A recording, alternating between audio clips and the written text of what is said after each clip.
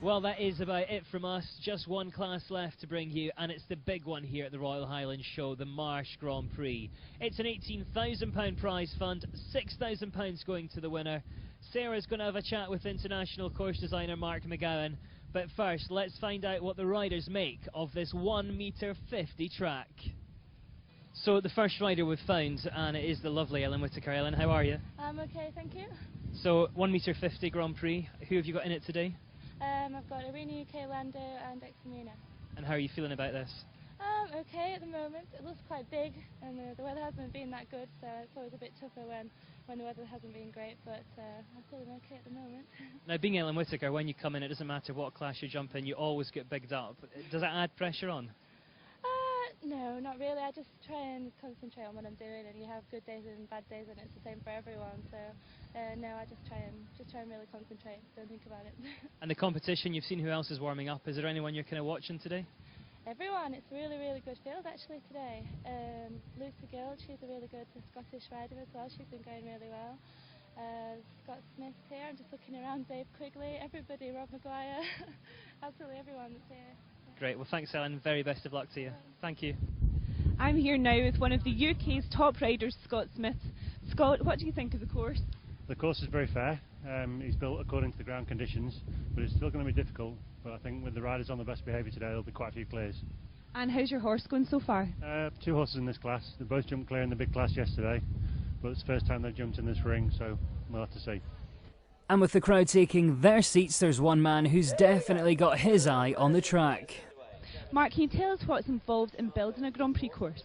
Well, as you've seen over the last couple of days, the weather's throwing everything at us, and I did have plans. I had lots of plans, however they're now in the grey filing bucket, and I've had to come back with some new ones, so it's been a case of trying to get the best possible jumping out of a kind of limited set of circumstances. The ground in the main ring is actually very, very good. The groundsmen have done a fantastic job, but it's just been readjusting the track, not diluting the integrity of the competition, and still trying to give the riders something to jump and be safe. Right, here we go then. It's Grand Prix time. It's under table A9 rules, which means we take all clears or the top 5 through from round 1.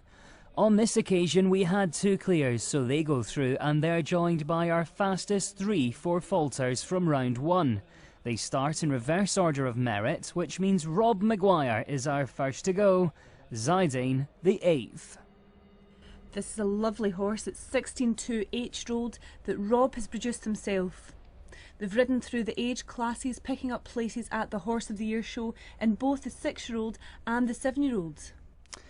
Yep, and if we remember as well, he picked up the 7-year-old title at the Young Horse Championships last year. But let's find out how he does today in the Marsh Grand Prix. Of course, already carrying 4 faults through from round 1, so he really needs a clear if he wants a chance to take the title. He knows the ground's soft today, and he looks like he's taking it just a little bit steadier. Yeah, he knows he's got to try and get that clear as well. Any fault on the track, and it could mean a lower place. £6,000 to the winner. Rob, a very experienced rider as well. He's represented Great Britain on numerous occasions around the world. And he's certainly having a fantastic round already here. He sure is. Always in it to win it is Rob. He's a regular visitor to the Royal Highland Show, based in Wigan. And we're coming to the last. And it's clear in round 2, 50.79. We'll see where that ends up as the class goes on. But at the moment, of course, it does set a little bit of a standard. So Tim Page with us now, Santa Cruz the 2nd. He's already qualified this horse for the Horse of the Year show at Bullsworth. Certainly has. He'll be one to watch when he gets there as well. Today, carrying 4 faults from round 1, he's another rider that's really got to try and stay clear. Looks like he's going for a few turns as well. Started doing big things at quite a young age, this combination. Yeah, at 19 he represented Team Great Britain. He sure did.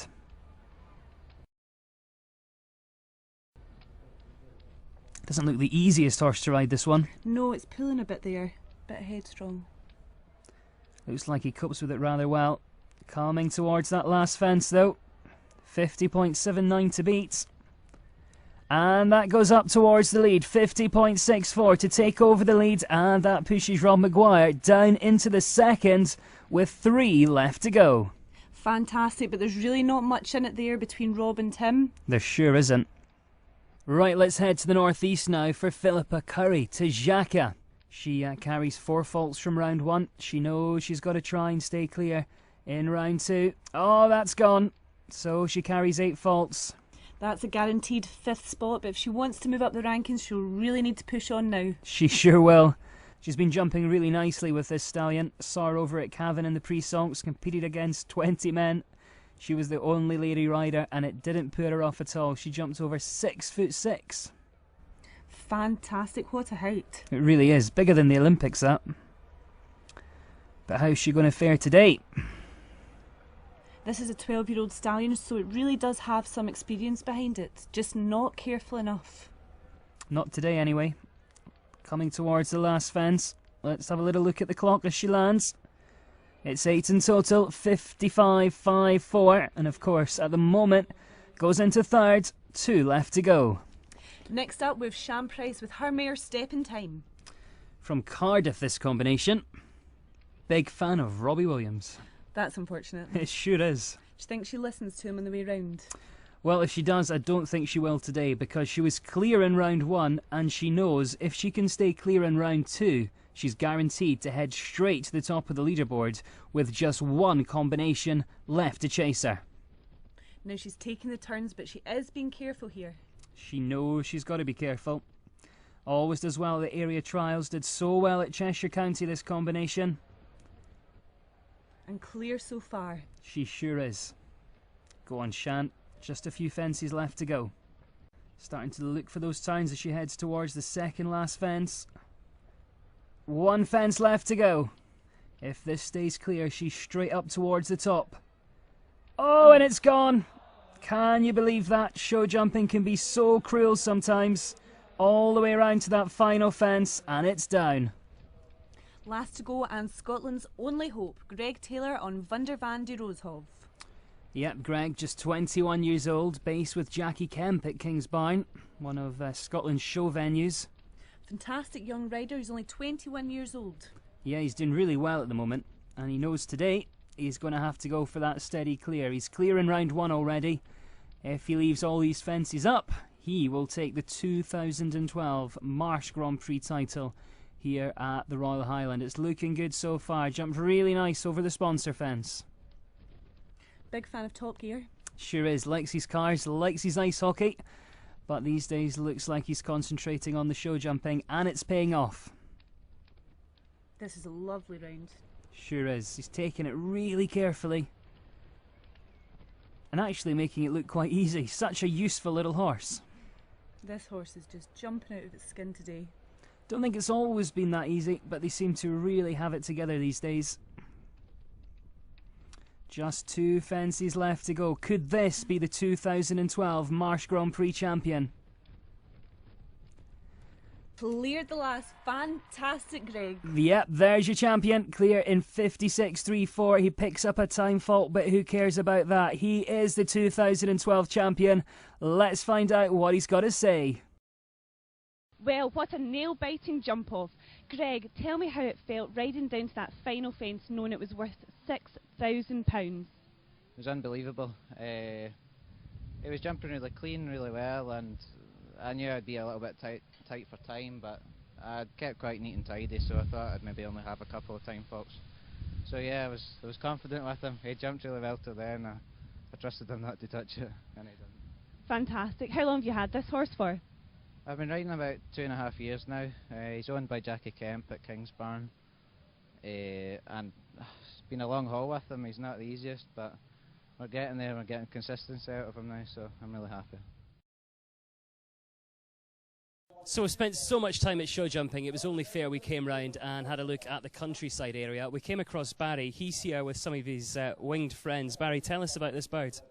This is Finlay. Finlay is our 6-year-old tawny. It was a captive bred bird, but in the wild you'd find this bird in Africa. And in Africa, a spectacular bird, quite common but often overlooked. Big wings, riding on currents of warm rising air, on thermals, really high in the sky, putting in spectacular stoops, trying to knock down or catch quarry to bring to book for himself or his family. Really good fun bird to work with. Now, over the years, I've seen a lot of sort of falconry displays. Some have been really good, some have been so boring. How do you go about making sure it's really fun for everyone? Making it fun for everybody is about variety. First of all, the most boring thing in the world is the hawk that sits up in a tree. So for a big event like this, coming down to some pre-show rehearsals are quite important. You can have a team of birds back at your own facility, fly absolutely great, fly in places that they've been to before, no problem at all. Bring them out to a strange arena, PAs running, crowds and crowds of people, horses in the background, lots and lots of distractions. So you need to come down to the arena, first of all do some rehearsals so that the birds get comfortable with the facility, and then as the show starts to build up, so you've got some natural disruption going on in the background, carry on flying the birds. You can learn a bit about them behaviour, make little adjustments to their training, and eventually by the time the show opens, fingers crossed, we're going to have a team of birds that are going to turn it on. Outside of that, it's about variety. Rather than sticking to the same old formula, the same old birds that have been used for years and years in demonstrations, step out, work with some slightly more unusual species. Some of the owls and some of the birds, the vultures and so on we got with us, just something a bit out of the ordinary to keep people that have seen a demonstration before captivated by something new. And the Royal Highland Show, is it one of your favourites? It's a great show to work at. First of all, you get settled in because you've got 4 days. You get time to talk to people at the front. Well, we're here, we're open from 9 o'clock in the morning. People are still coming round to see us at 7 o'clock, surrounded by like-minded people. You really get into the routine and get comfortable. I think Finlay wants to go back to Africa. Right, we've had a great show. We've all made some new friends. Let's take a look at our best bits. Well, the Royal Highland Centre really is a magical place. So many things go on here, and in fact, just 3 weeks ago, through these very doors, I found pink carpet, lots of pampering stands, and I was here to interview Peter Andre. Let's head through these doors now and see what we find.